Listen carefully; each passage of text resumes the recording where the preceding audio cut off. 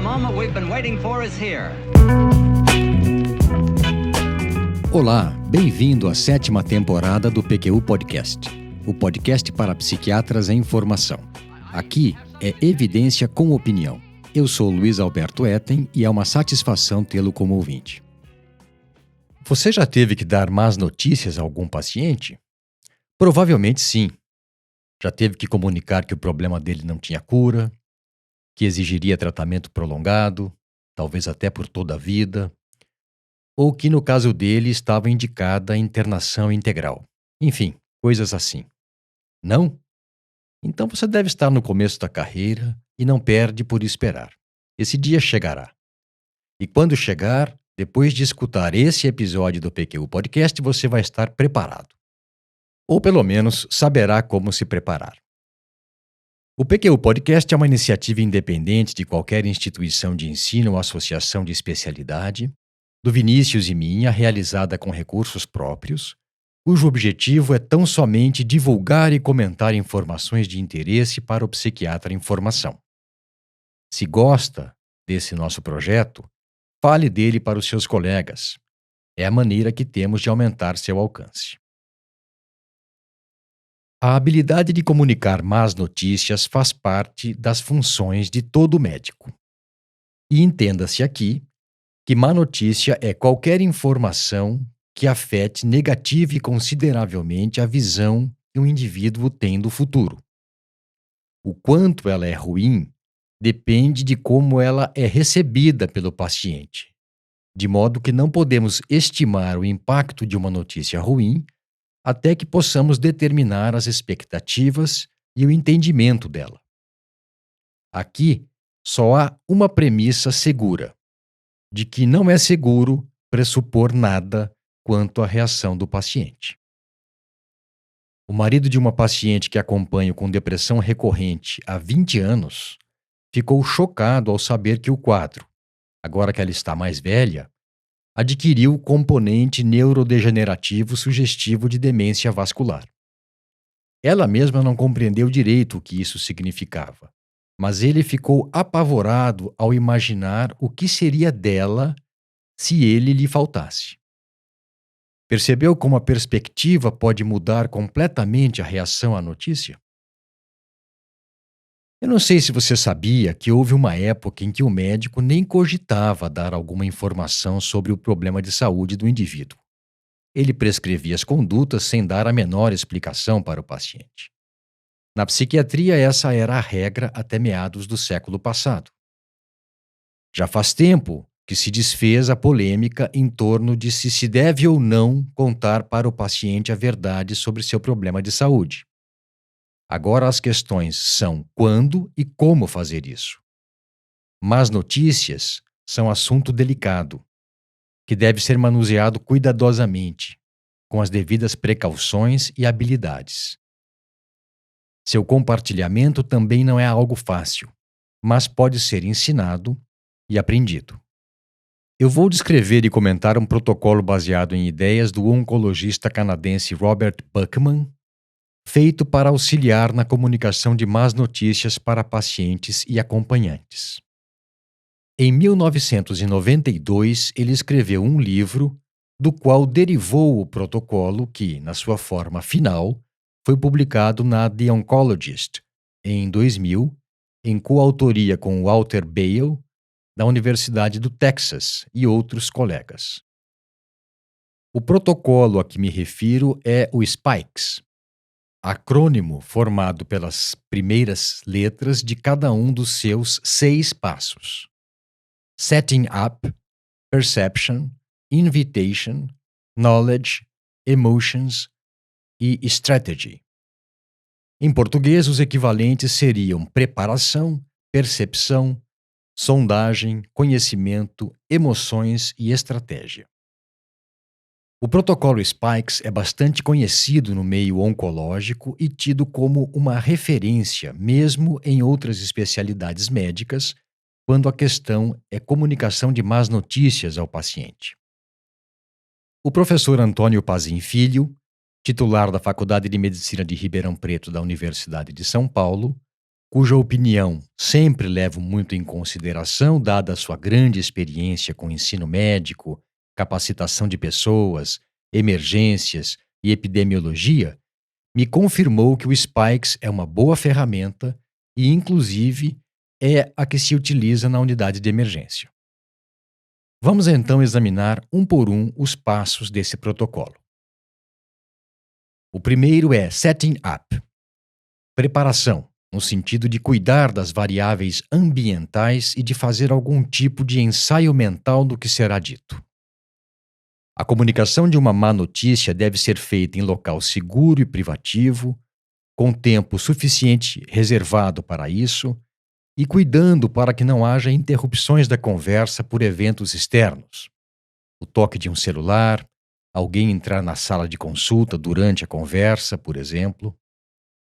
A presença de familiares quando se apresenta o diagnóstico, a proposta de tratamento e o prognóstico, no caso de pacientes com câncer, sabidamente melhora a eficiência da assimilação da informação compartilhada. Na minha experiência, com poucas exceções, o mesmo se dá na prática psiquiátrica, na qual, via de regra, as notícias mais difíceis têm a ver com pacientes com quadros mais graves, em geral trazidos ou acompanhados por familiares.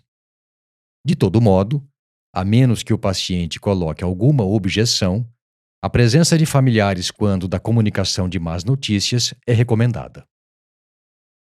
Em seguida vem percepção, no sentido de descobrir o quanto o paciente já sabe do problema. Para compreender a posição do paciente, é válido perguntar: o que você já está sabendo? Quando teve a primeira crise, o que pensou que fosse? O que já lhe disseram sobre seu problema? O que espera dessa consulta? Isso porque o entendimento que o paciente e os familiares dele têm do problema pode ser diferente, bem diferente do seu. Com essas perguntas, além de harmonizar as percepções de médico e paciente, cria-se espaço para o paciente refletir de maneira aberta e honesta a respeito do que está acontecendo com ele. É uma boa saída para quebrar resistências e a negação. Depois vem invitation, que nós traduzimos por sondagem, no sentido de explorar o que e quanto o paciente e os seus familiares querem saber sobre o caso. Quer isso seja explicitado espontaneamente pelo paciente, ou seja estimulado pelo médico, em geral já houve alguma preparação emocional para o que está por vir. As seguintes questões são bastante úteis. O que você gostaria de saber primeiro? Vamos falar sobre as possíveis causas dos seus sintomas ou de como tratá-los? Você prefere falar sobre o diagnóstico ou sobre o encaminhamento terapêutico? Você quer que eu lhe diga tudo ou que lhe faça um apanhado geral da situação? Essa estratégia, convidar o paciente a falar sobre o que ele gostaria de saber, é útil para se iniciar uma discussão sobre o diagnóstico, por exemplo, na qual as informações serão fornecidas sob demanda, na medida para aquele paciente, naquele momento.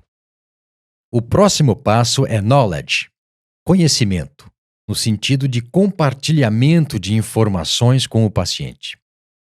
Isso deve ser feito aos poucos, de acordo com a situação como um todo. O tipo do paciente, o estado mental dele, o grau de compreensão do que se passa, o tema em foco, o nível de tensão com familiares e acompanhantes e o tipo de encaminhamento terapêutico, por exemplo. Checar de tempos em tempos se o que foi dito foi bem assimilado é sempre válido. Tudo isso pode parecer óbvio quando apresentado assim, de modo didático, mas na hora do fervo, a coisa fica diferente.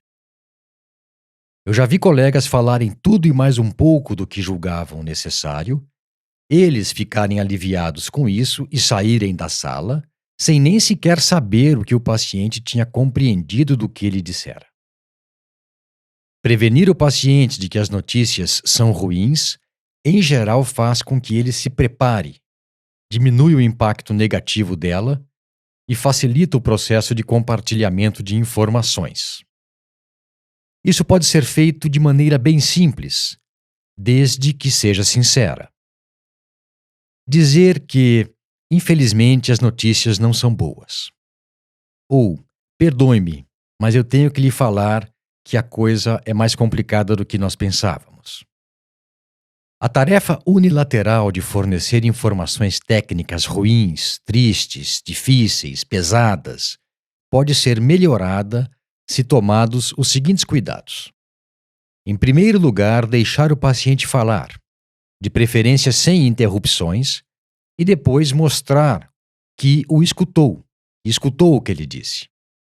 Em segundo, saber que a vontade de dar uma dura, algo do tipo: você foi promíscuo, consumiu drogas a ponto de dilapidar o patrimônio da família e agora chora porque terá que ser internado por não conseguir se controlar. Pode ser tentadora essa vontade, mas se você ceder a ela, pagará caro depois. Sabemos que a motivação do ser humano para promover mudanças e reparar erros não é nutrida majoritariamente pela punição. E, em terceiro lugar, ter consciência de que a resposta empática, que será desenvolvida no passo seguinte, depende de o profissional identificar a emoção do paciente, mas não necessariamente senti-la na pele. Também cuidado com a tendência a intervir, a oferecer suporte precocemente, antes mesmo do paciente ter compreendido o que se passa, pois assim não funciona e pode, inclusive, atrapalhar a continuidade da interação. Chegamos a emotions. Emoções, no sentido de dar conta da reação emocional do paciente à notícia ruim que lhe foi dada, bem como também das suas próprias emoções quando comunica o infortúnio. É bom saber que a reação ocorrerá não somente à notícia ruim em si, mas ao que ela representa. O diagnóstico de esquizofrenia e a indicação de internação em clínica psiquiátrica, por exemplo, provocam reações emocionais pelo que significam, pelo estigma que carregam e pelos mitos que as rodeiam. Quando o médico se revela empático em resposta à emoção do paciente, ele se sente ouvido e compreendido. Emoções fortes e perturbadoras são ocorrência previsível. Devem ser identificadas e abordadas com jeito. Do contrário, impossibilitarão a continuidade da conversa. Um comentário do tipo: eu sei que a notícia é perturbadora, daquelas que não se gosta de ouvir, mas não dá para dourar a pílula e eu não quis desperdiçar tempo dando voltas. Pode auxiliar no manejo da resposta emocional e facilitar o processo de reorganização depois do choque. O médico que comunica notícia ruim, triste, difícil, também o faz normalmente em meio a um turbilhão emocional. É fundamental que ele esteja ciente das emoções que experimenta e aprenda a demonstrá-las ao paciente, mas de modo contido. Referir-se aos próprios sentimentos, admitindo, por exemplo, que dar aquela notícia é difícil, aproxima o médico do paciente. Explicitar o incômodo da situação, perguntando retoricamente, por exemplo: é tão difícil falar algumas coisas, não é? Ou afirmando: saiba que para mim isso também não está sendo fácil. Quando tais verbalizações são sinceras, auxilia sobremaneira no alívio da tensão do momento. A mensagem a ser transmitida é: estamos juntos nessa. Lógico que um em uma posição e o outro em outra, mas formamos uma parceria. Declarações gostaria que, em geral, são bem-vindas porque permitem alinhamento de médico e paciente. Sabe o que são declarações desse tipo? Simples, são aquelas que contêm gostaria que. Um exemplo: eu gostaria de poder dizer que o quadro que você apresenta fosse relacionado à intoxicação por maconha e que desapareceria em alguns dias, mas não é o caso. Outras perguntas úteis são: O que lhe parece mais difícil e sofrido? Quando olha para o futuro, qual a sua maior preocupação? Porque possibilitam que o psiquiatra identifique pontos sensíveis e focos de tensão que poderão ser explorados com o paciente e seus familiares. Também permitirão, se forem bem utilizadas e se for essa a intenção do profissional, a reafirmação do compromisso de que estará ao lado do paciente no enfrentamento do que o futuro lhe reserva, não importa o que seja. Em nossas conversas na elaboração deste episódio, o Vinícius resumiu bem que o que se pode oferecer de melhor para o paciente em um momento destes é um médico cuidadoso, honesto, dedicado e capaz de manter-se equilibrado e calmo.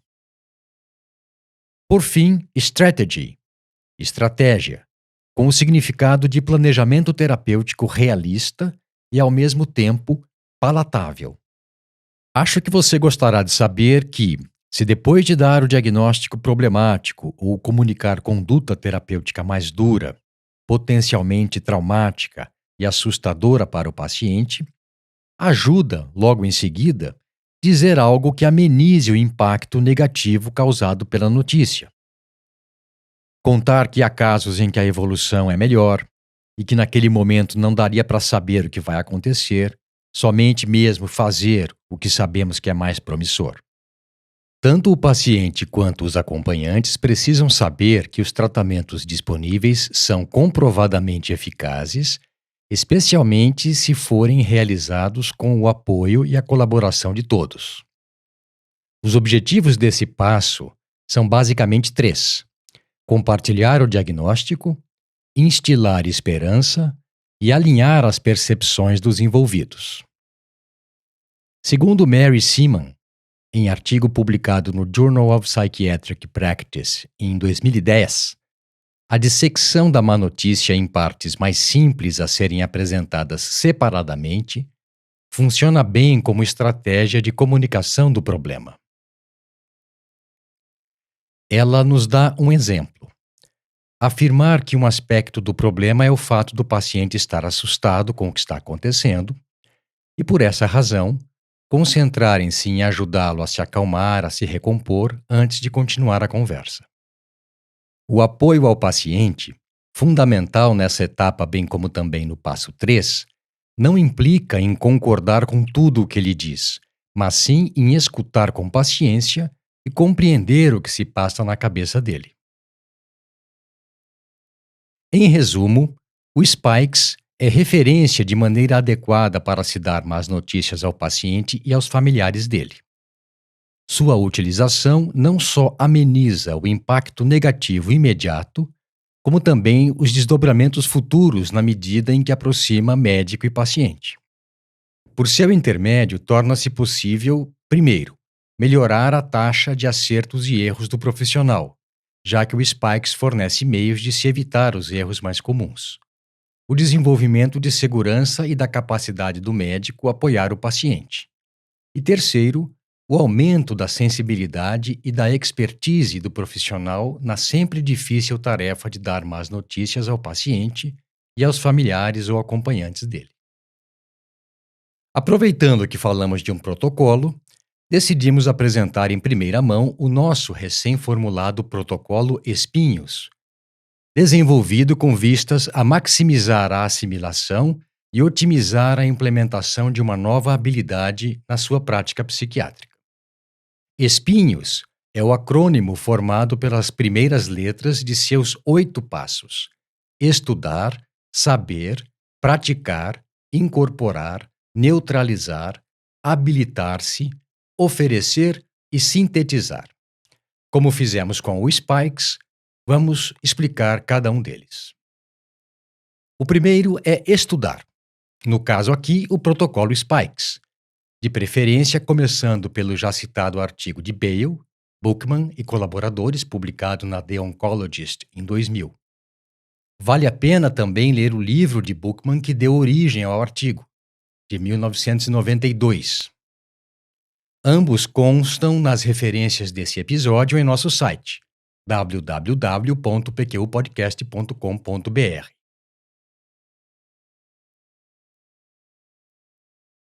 A seguir, é necessário saber, de cor e salteado, conhecer muito bem o conteúdo dessas obras e de outras afins. O próximo passo é praticar. Aplicar a teoria em treinamentos, simulações e em situações reais, quando isso for possível e necessário. Vários estudos descrevem como se fazer isso, e parece que o modo mais eficaz é mesmo o treinamento supervisionado em situações simuladas. Esses 3 passos que eu descrevi propiciarão a que se dê o quarto: incorporar esse conhecimento de modo a que ele esteja sempre consigo, à sua disposição, quando precisar dele. O 5º passo, só viabilizado pelos antecessores bem feitos, é a capacidade adquirida de neutralizar com sua postura e seu conhecimento dúvidas, impasses e tensões, previstas ou não, no decorrer da conversa com o paciente e seus familiares. Se esse estágio foi atingido, torna-se possível habilitar-se para colocar em prática toda essa teoria, permitir-se fazer isso, encarar o desafio que, mais cedo ou mais tarde, apresentar-se-á. O 7º passo é oferecer ao seu paciente o compartilhamento de informações na forma de orientação terapêutica, realizada no âmbito de aliança médico-paciente baseada em confiança e honestidade. Se não sabe o que queremos dizer por orientação terapêutica, não deixe de escutar o episódio 14 do PQU Podcast, no qual esse e outros componentes do encaminhamento terapêutico de um caso clínico estão descritos em detalhe. Por fim, o estágio final, o coroamento do processo iniciado lá atrás com muito estudo, leitura crítica e discussões com pares e colegas mais experientes. Sintetizar tudo isso em um pacote a ser guardado em local acessível, para que essa habilidade esteja bem protegida e, ao mesmo tempo, acessível para uso e para atualizações, inevitáveis se você continuar estudando e se aprimorando. Os autores do protocolo Spikes admitiram que ele não foi inteiramente baseado em dados empíricos, mas sim em princípios e objetivos fundamentais da prática médica: o cuidado médico do desconforto físico e psicológico do paciente e a redução desse desconforto. E assim, ele engloba os componentes essenciais da intervenção psicológica em situações em que esse incômodo é previsível e até parte de reação emocional normal.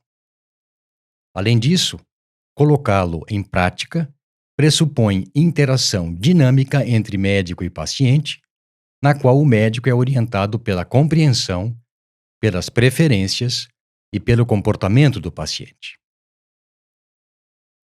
Buchman explica que, ao desenvolver o protocolo de 6 passos para se comunicar más notícias, que depois veio a se chamar Spikes, não pensava que aquela seria a única sequência e muito menos a sequência melhor, mas chamou a atenção para a sua praticidade, para o fato de ser baseada em princípios coerentes e consistentes, facilmente transmissível e, ainda mais, passível de ser aprendida.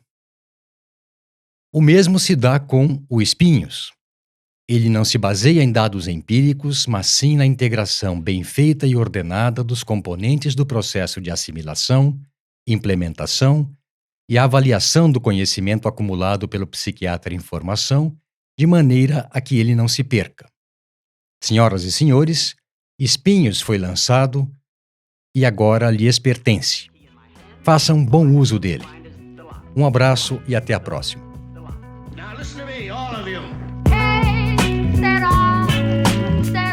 Acesse a nossa página no Facebook e siga-nos no Instagram para ficar por dentro de tudo o que acontece no PQU Podcast. Confira em www.pqpodcast.com.br todos os episódios já publicados, com as respectivas referências, organizados por data, autor e sessão. Agradecemos a sua atenção.